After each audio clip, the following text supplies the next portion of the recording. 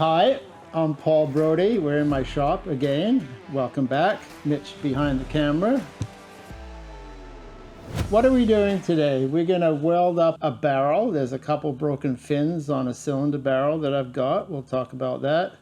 And we're also going to talk about, we're talking about barrels. We're going to talk about the round, the oval, and the square barrels. I'll show you the differences because now I have some samples to show you. Let's start with what's new, because we definitely do have a what's new. We have decided, Mitch and I, after what, 18 months, we're going to change the format. And for you viewers, it's going to mean a little bit of a difference, but ultimately not much, we hope. So we're going to do shorter videos, but they're going to be bi-weekly. We're planning on Saturday as usual and Wednesday. So it just kind of breaks it up a little bit. Give us feedback, please. And the other thing is that I got an email from Roy. Roy lives in Ontario, and he has a square head that he's sending me. So it's not here yet, but he wanted some things. These go in the tank. They're called the styling badges. So he needed a set of these, so I have these to send him. And he also wanted a gear. This drives the oil pump. I don't have an extra gear, but I know Ron down in Sacramento area, and he has a gear, so he's sending up the gear that I can send to Roy. And Ron also wanted a transmission, and I had an extra transmission out of a 57 motor, so he's getting that, and he's also got an extra barrel. So while I was looking for the gear for Roy, I found a square barrel, and that's what the square barrel looks like. It's not actually square, but you can get an idea of it.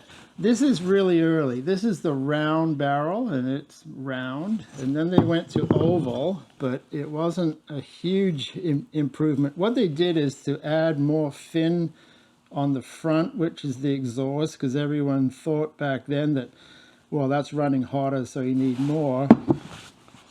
But this is the square barrel. You can see the difference, how much larger this one is. And it's got a broken fin. And it also needs you can see how it's broken off there. We're going to fix that today. And there's also a section here. There you go. It's missing. I don't know what happened there. Somehow it got knocked off or something. So we're going to fix those today. So that's on the list of what to do. So it was pretty neat that these Tiger Cub parts are moving around the country and no money changed hands. I'm getting introduced to the Tiger Cub world, so to speak. I made up a tool. Can you see this here?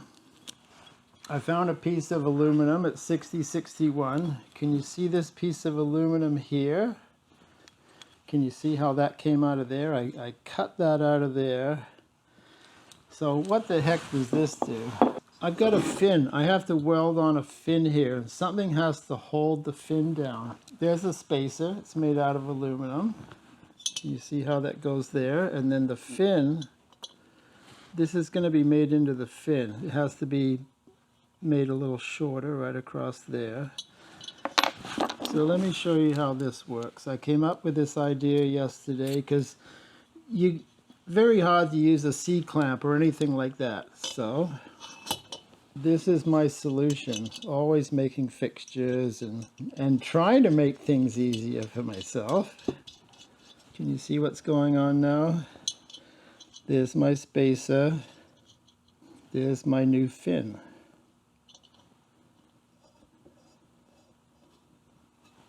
There you go. It's held.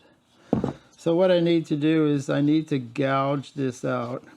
So I'm going to get a piece of paper and I'm going to make you a sketch to show you what I know about brazing cast iron, because it's not like welding or brazing other things. It's a little different cast iron. So I'll get a piece of paper and make you a sketch. What I wanted to show you here is that if you have a broken fin or something like that, or cast iron that needs brazing, here's the two pieces that are matched together. What you want to do is to take a grinder and you want to grind out sort of like so. And then you take a brazing rod and you fill it in. This is what I was shown. You fill that in with the brazing rod, and then you let that cool. If it's cast iron, it goes into lime. We'll show you that. And then, once that's all hardened up and cooled, then you grind from this side. And you grind down into the weld, and then you fill that up. So you get 100% penetration. There's no place where it's not brazed. That's what I was shown. This is a bit of a different situation here because I can't access the back. What I could do is to grind a little notch like that, but what I think I'd rather do is to grind it more like that, because when I braze that up, there's going to be a lot more surface area here. And then I sand it all smooth. So that's my plan for this. We're going to make that edge nice and straight, use the belt sander, then I'll braze it up. That's the plan.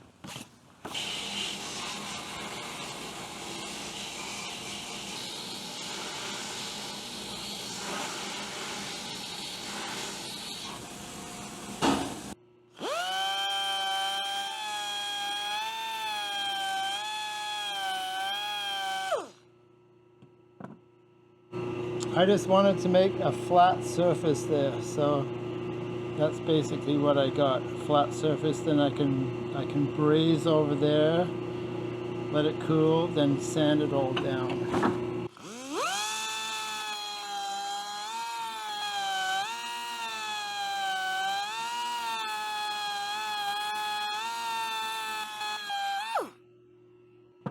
Okay, what I'm going to do now is to put that radius on it like I did on the drawing there.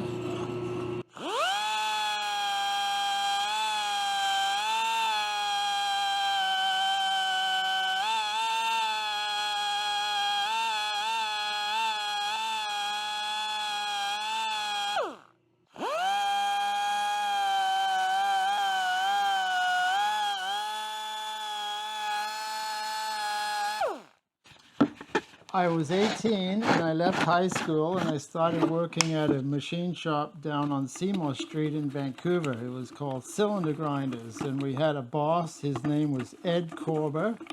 He was German. He was the owner of the machine shop, but he was also a welder, a highly skilled welder. So it was a couple weeks into me at the shop and he found out that I could braze. So after that I got all the brazing jobs, like all the castings and things like that, because we did all sorts of stuff. So that's basically where I learned how to braze, and he showed me a lot of the techniques. And there is a special flux we used to use. You sort of heated everything up and then you sprinkled on a powder. Well, I don't have any of that. I just got my regular flux. So you'll have to bear with me as I use my regular brazing flux. I think it'll work fine. In cast iron, you want to bring everything up to temperature. You don't want to just heat the one spot and everything else back here is cold. You want everything to be up to temperature, more or less. So I'm going to do a bunch of preheating. And then after it's brazed, it goes into lime. You want cast iron to cool slowly. So if you look over there, you see that cardboard box? That's just garden lime. It's just regular lime. And that's what allows the casting to cool down very slowly. You do not want to just let it air cool, because even though it could take a while, it takes much longer in the lime. It takes hours to cool down. So that's what we're going to do here. We're going to try and do the best job we can. There's some flux. We'll just flux everything.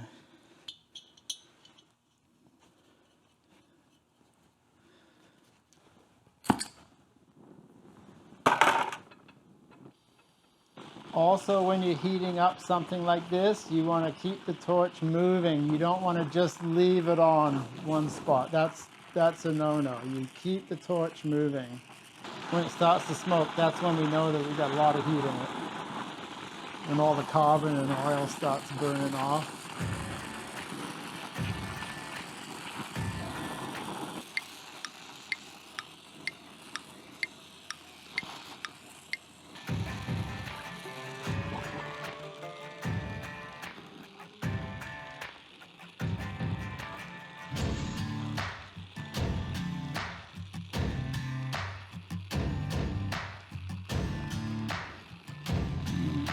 I'm going to switch rods, and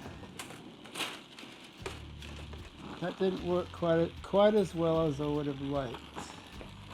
So let's see what happens with this rod.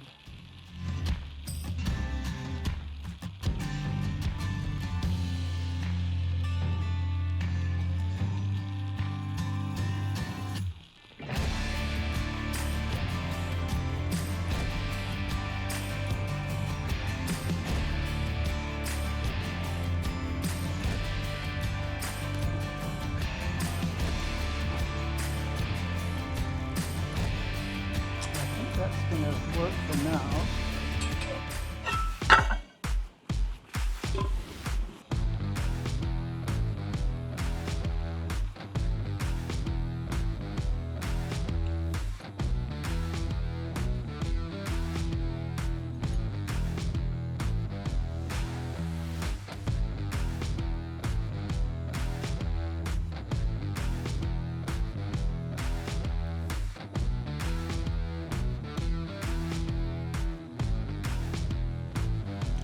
Okay, I think I can file it back.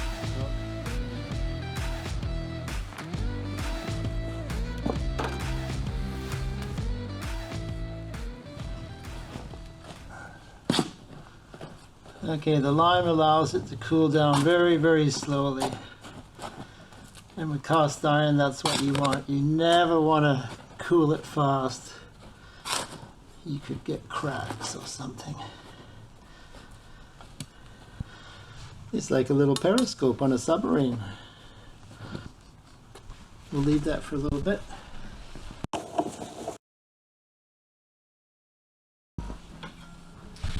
And I'll take my putty knife and a scraper, and yeah, I can feel some heat. It's not like super hot, but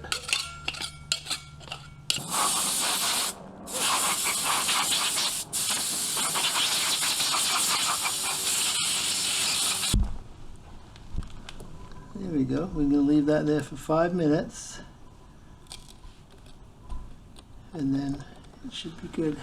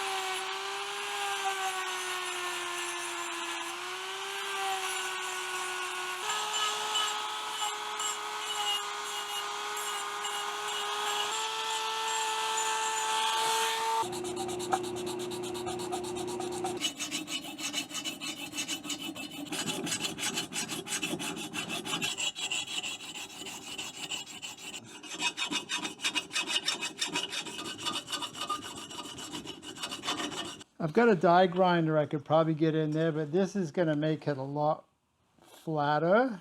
The die grinder is a very small grinding surface, easy to get a low spot. With this, might take a bit longer, but I'll get a better result.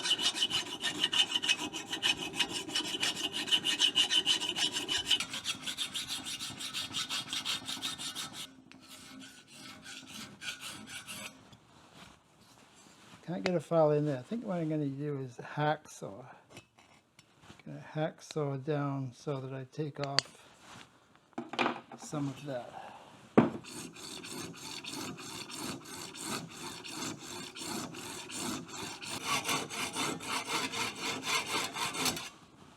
Here we go.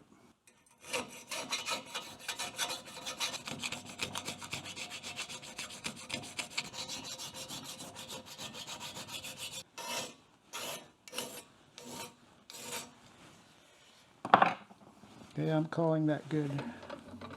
Once that gets bee blasted and painted, you're not even going to know it's there.